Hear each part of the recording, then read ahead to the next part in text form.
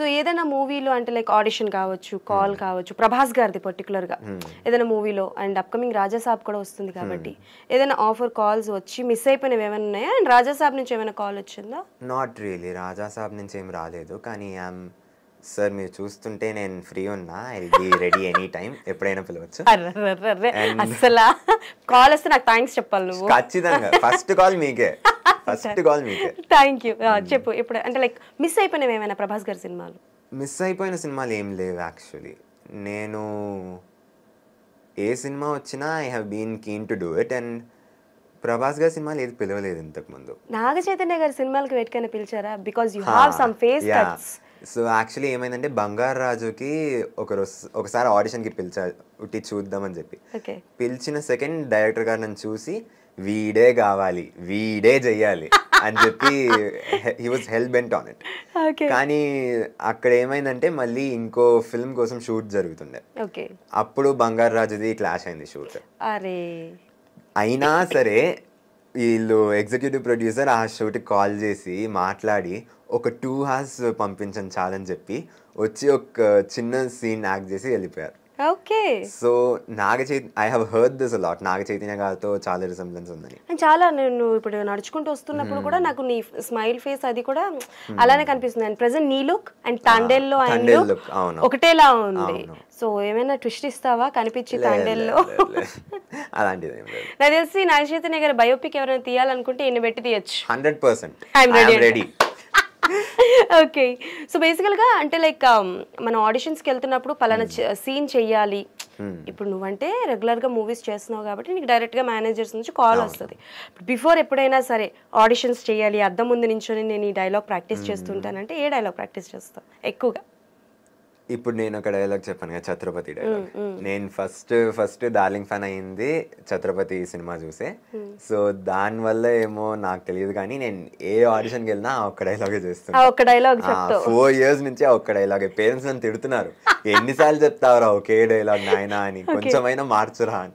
ఎప్పుడైనా నీకు అవకాశం వస్తే ప్రభాస్ గారి కాంబోలోని ఆయనకి విలన్ గా చేయాలి, యాంటాగనిస్ట్ గా చేయాలి, 100% you are ready to do? Ready.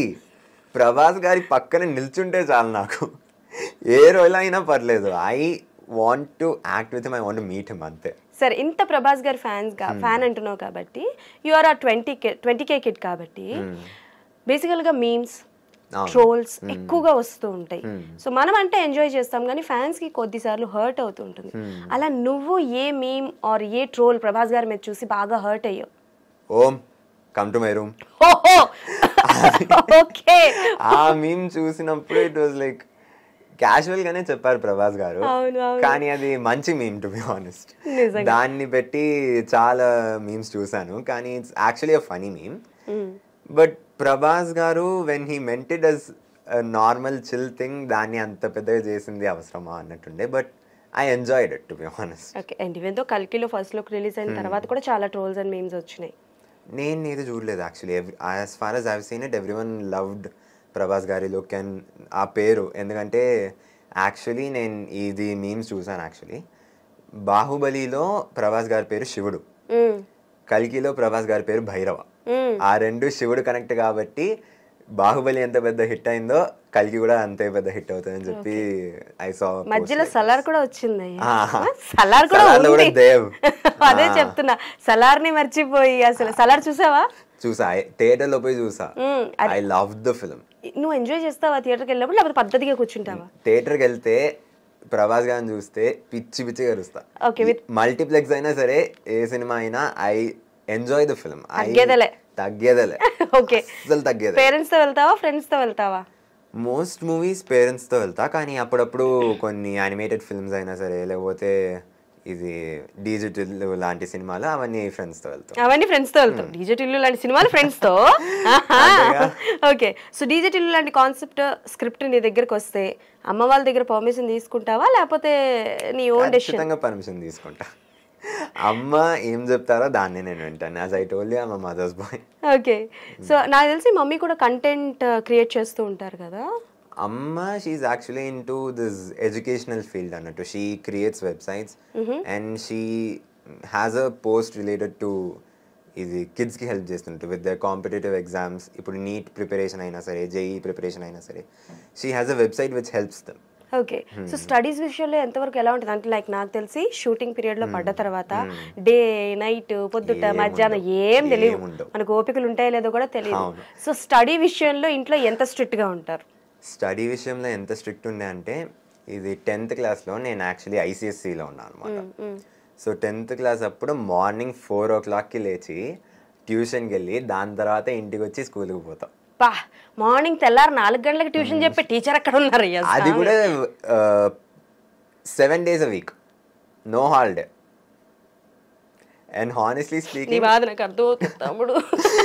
And honestly speaking, his name is Nagaraj sir, the person who taught me. ఆయన లేకపోతే I might not have scored well in my board exams actually. నువ్వు అంత So కష్టపడ్డావు. thanks to sir, to be honest. ఇది నేను reel cut చేసి పంపిస్తాను ఈసారి. ఖచ్చితంగా. బట్ అండ్ ఏమైందంటే, ఇది బోర్డ్ ఎగ్జామ్స్ అప్పుడు నాకు మార్నింగ్ 2 AM 3 AM దాకా షూట్స్ ఉండే. ఫిజిక్స్ బోర్డ్ ఎగ్జామ్ ముందు, కెమిస్ట్రీ బోర్డ్ ఎగ్జామ్ ముందు I went for shoot and then came and wrote the exam. Oh నువ్వు షూటింగ్ ఎగ్జామ్ మొత్తం బోర్డ్ ఎగ్జామ్ ఈ విషయంలో అయితే మీ పేరెంట్స్ కి హ్యాట్స్ ఆఫ్ చెప్పాలి. బికాస్ చాలా మంది ఎగ్జామ్ ఉందని చెప్పి వచ్చిన అవకాశాన్ని వదులుకుంటూ ఉంటారు చాలా మంది. సో మేబీ ఈ విషయంలోనైతే హ్యాట్స్ ఆఫ్ టు యూ అక్క. సో బేసికల్గా నీకు ఇంకొక విషయం అడగాలి. అంటే మేబీ ఇది నీ జాన్రా కాకపోవచ్చు, నీకు అర్థమైనంత వరకు దీనికి ఆన్సర్ ఇవ్వు. పాలిటిక్స్ చాలా నడుస్తూ ఉంటాయి. సో అంటే లైక్ ఇప్పటి వరకు నువ్వు ఎప్పుడైనా ఫేస్ చేసావా? అంటే నీ విషయంలో కానీ, అంటే లైక్ పలానా పర్సన్, పలానా డైరెక్టర్ తనకి చాలా ఫేవర్గా ఉంటున్నాడు, మేబీ డబ్బులు ఇచ్చే అవకాశాలు తీసుకుంటున్నాడు అని ఇలాంటి పదాలు కొన్ని వింటూ ఉంటారు, కొంతమంది అంటూ ఉంటారు. ఎప్పుడైనా ఇలాంటివి విన్నావా? నేను ఎప్పుడు ఇలాంటివి వినలేదు. I have never faced such consequences. And politics కూడా I don't really watch a lot of politics. నేను చూసేది మోస్ట్లీ సినిమా. దాన్ని వదిలితే నాకు న్యూస్ చూసే అలవాటు. అర్థమైపోయింది. నేను అడిగే క్వశ్చన్ వేరు, నువ్వు చెప్పిన ఆన్సర్ వేరు, ఇద్దరికి పొంతన కుదరట్లేదు.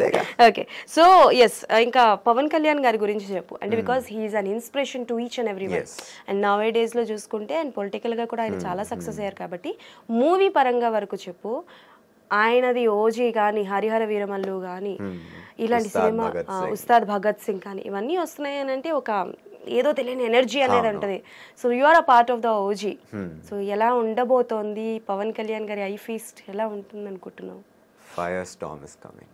అంతే. I have met Sujeeth sir and Sujeeth garu, the way he is envisioning OG and వాళ్ళు ప్రతి ఫ్రేమ్ ఏది తగ్గేదేలే అన్నట్టు they are making sure each and every frame ఆడియన్స్కి నచ్చినట్టు. బికాజ్ పవన్ కళ్యాణ్ గారిని వింటేజ్ పవన్ కళ్యాణ్ గారు చూపించే ఉద్దేశంలో ఉన్నారు. బికాజ్ సుజీత్ గారు కూడా he is a huge Pawan Kalyan గారి fan. And it's a fan feast, to be honest. I feast ఉంటుందా ఫ్యాన్స్ అందరికి? ఖచ్చితంగా. నీకు పవన్ కళ్యాణ్ గారిది ఏ మూవీ అంటే బాగా ఇష్టం? పవన్ కళ్యాణ్ గారిది పంజా. ఓకే. పంజా ప్లస్ ఖుషి.